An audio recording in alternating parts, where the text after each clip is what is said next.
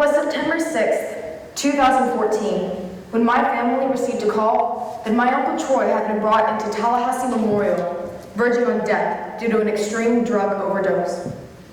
We later found out he'd become unresponsive in a friend's home after taking a copious amount and variety of drugs. And when one of the men in the home with him realized he was in a state of duress, he drove him to the hospital, but did not care to stay. Shortly thereafter, he flatlined and had to go through a lengthy resuscitation process, after which he was moved to the ICU, or intensive care unit, where my family could visit him in the days to come. Walking towards the automatic doors of the hospital the day of our visit, fear, dread, and a deeply pitted sadness began to tie my stomach in knots. Walking down the corridor of the stark white and nauseatingly clean-smelling hospital, I remember my mom trying to explain to me, saying, "Baby, he isn't going to look the same or be awake." It was the softness and kindness in my own mom's voice that revealed to me the pain she was feeling, trying to prepare her children for what we were about to see. As his room door opened, there was a whirring sound, and for a moment in time, it was like my entire world stopped. I slowly started to walk forward, where I could see the tubes seemingly going in and out of every orifice in his body, the alien-looking life support machine, and the paleness of my uncle's skin. It didn't look like the man that I looked forward to seeing and hugging every day after the school day ended. But as my mom gently nudged me from the room, I began to be able to hear my grandmother punching, kicking, and screaming at a wall in the waiting room of this hospital. "God, you cannot do this to me. You cannot take my baby from me. Please don't take him." This was one of the most vivid and painful memories I can still recollect from childhood. But before all of this pain began, my Uncle Troy was charged with 2 prior sentences for drug possession and use, totaling up to almost 12 years in prison, though he didn't serve them all consecutively. My memories of my Uncle Troy began joyously, but the reality is they ended in tragedy. This doesn't have to be the story for all ex-convicts, though. Many former inmates can go on to live a life with restored purpose and contribute positively to the societies that they are being released to. Hello, my name is Vause, and today I will be addressing the topic of prison rehabilitation programs as a preparatory step for our ex-convicts' future re-entry into society. I would like to introduce my panelist, Mr. Mike Woods, former sheriff of Leon County. Thank you for being here tonight, Mr. Mike. The American criminal justice system must implement more effective rehabilitative programs as a preparatory step for our ex-convicts' re-entry into society. To improve recidivism rates and allow former inmates to positively contribute, though, prison rehabilitation programs require change. According to Merriam-Webster, recidivism can be defined as a tendency to relapse into a previous condition or mode of behavior, especially relapse into criminal behavior. And according to a study done by the NIJ, or the National Institute of Justice, over 75% of released inmates are reincarcerated within 5 years of their arrest. But quite often, it wasn't years, it was a matter of months. In correlation, the Justice Center and Council of State Governments proposed 3 primary principles as targeted interventions to reducing recidivism in the programs employed.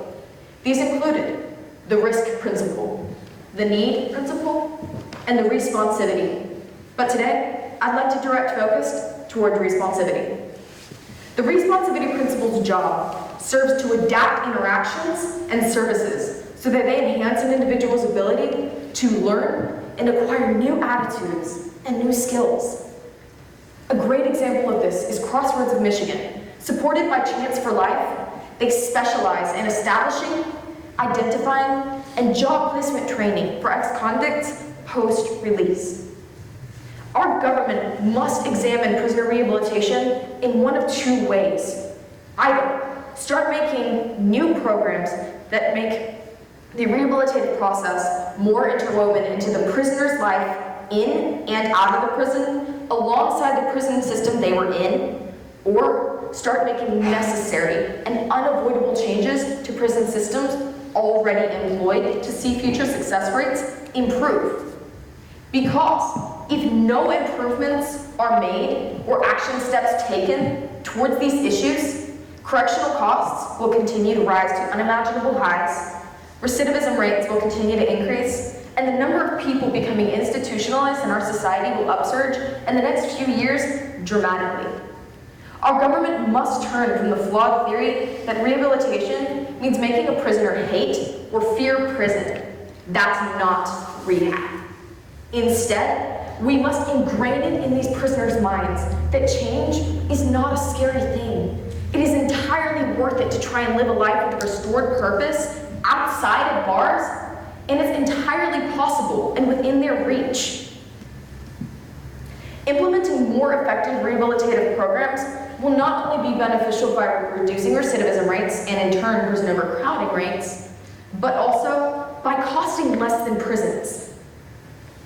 According to Penal Reform International, a legal program that works for a fair and effective criminal justice system, prison overcrowding is a key factor that has led to such poor conditions in our prisons today, and is arguably the biggest single problem facing our prison systems today, because its effects at worst are life-threatening, and at best prevent a prison from fulfilling its proper function, negatively affecting not only the prisoners residing in the institution, but the staff. So, Penal Reform International proposed a 10-point plan to reducing prison overcrowding. But I will direct focus toward the second and the third only today. The second point serves to review and improve criminal justice procedures from the time of the person's arrest to the time of their release, and subsidize crime reduction. This is extremely important because it aids in the development of a broad spectrum of methods to resolve contestation and disputation without having to resort to criminal law. The third is this: to redirect and divert any minor cases out of the criminal justice system. This is important because it makes sure that prosecution is applied commensurate to the crime committed. Next, reducing recidivism and prison overcrowding is cost effective. If the number of ex-convicts returning to prisons continues to rise, as will the amount of money these correctional institutions will require to run at full capacity. According to Vera, the Institute of Justice, total taxpayer costs in over 40 prisons that participated in their studies were 13.9% higher than those with combined corrections budgets, with the total price to taxpayers being $39 billion, a startling $5.4 billion more than the $33.5 billion reflected in their corrections budgets alone. Meaning, of the some 1.2 million inmates represented by this study, each individual was estimated to cost around $31,286. Alongside Vera, the Sentencing Project produced this study based on prison population in 2017. The U.S. and federal prison population in 2017 was estimated to be around 1,439,808 inmates. Therefore, using cost per inmate from the Vera study and the population numbers from the Sentencing Project, that means in 2017, our U.S. and federal prison populations were paying an estimated $450 billion, $458,330,088 in prisoners alone. Not implementing improved programs is not only making our communities suffer, but the economy representative of them. Finally, society views prison as a place of punishment, but God views it as a place of refinement and transformation, where the power of restorative and rehabilitative justice is not only advocated for, it's necessary. Improved rehabilitation programs should provide greater access to the church or church-based ministries to promote positive change and install an automatic support system for paroled prisoners. A great example of this is Chuck Colson, former White House counsel and President Nixon's hatchet man, served time in federal prison camps where he felt led by God to honor a promise to remember prisoners and their families. A promise which grew into Prison Fellowship, the largest family of nonprofit prison ministries today, that approaches men and women in an aggregate and holistic way in efforts to move them from a cycle of crime to a cycle of renewal, as demonstrated by Shane Rubosh, a prisoner who went through the academy. There's been so many relationships restored because of the things that I learned in the program, in the academy. About a month before I got out, each one of my children started to answer the phone. And I could see I had hope. Life right after I was released was really difficult. I was 38 years old, moving back in with mom and dad. I just concentrated on what I knew, and for me that was having a purpose. I started volunteering at the Everett Gospel Mission. I started working with the homeless in Seattle. I was able to get a job. The program has changed my life. There's a group of about 8 individuals that I took the program with, and today all but one are out and doing well. Actually in mentoring, in contact with roughly about 15 men who are still incarcerated. For me, this is really paying forward what was given to me from the academy. And so life today really is amazing.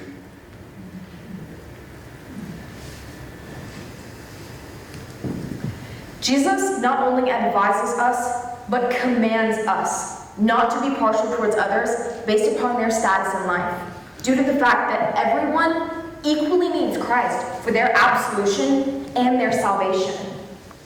Following with, God seeks to set prisoners free from all of their imprisonments, including physical prisons, their sin, their ignorance, their rebellion, their foolish choices.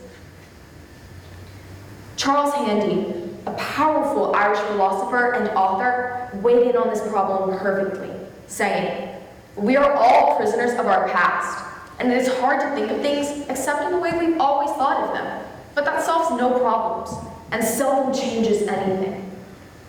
Finally, Prison Fellowship crescendos to hope with this statement: Jesus himself is freedom, and through him, all men and women are equally capable of becoming great men and women of faith. God does not abandon prisoners, but rather seeks after them in love. While some prisoners do not desire change, and some ex-convicts may end up going back, this should be an acceptable risk for us as a society to take in order to help those who do. But more importantly, are we as Christians so comfortable in our own comfort zones that we would risk not telling someone about the saving grace and love that Christ has for them because they made a mistake and were a prisoner?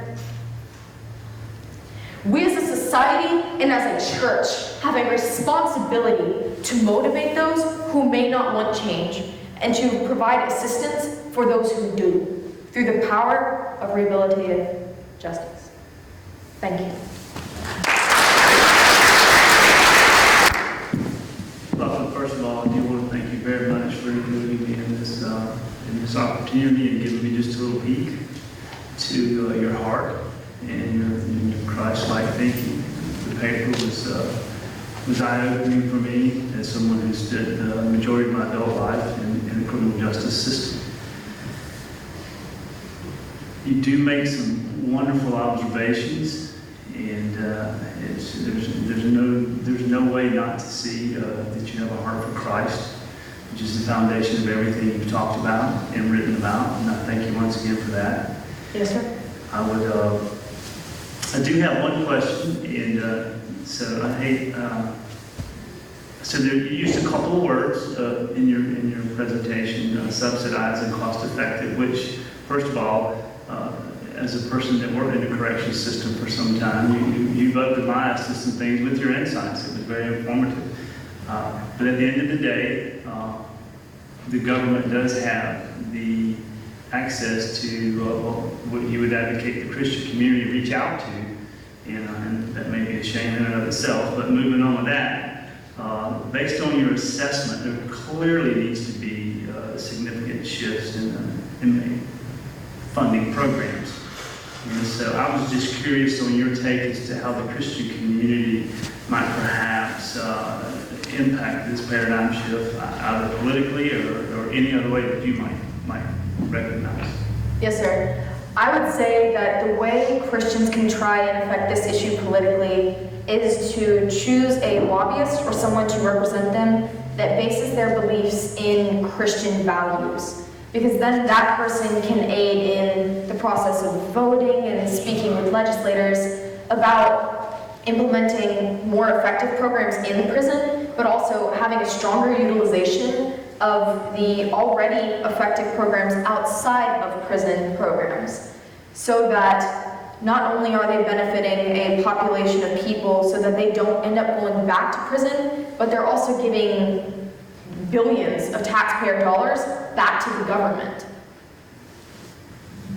Well, once again, that's a great response, and you know, I think we would both agree it's a heavy lift, but with the power of prayer and perseverance and people like yourself, I don't doubt that it's not something that we can accomplish. So once again, thank you for your insight.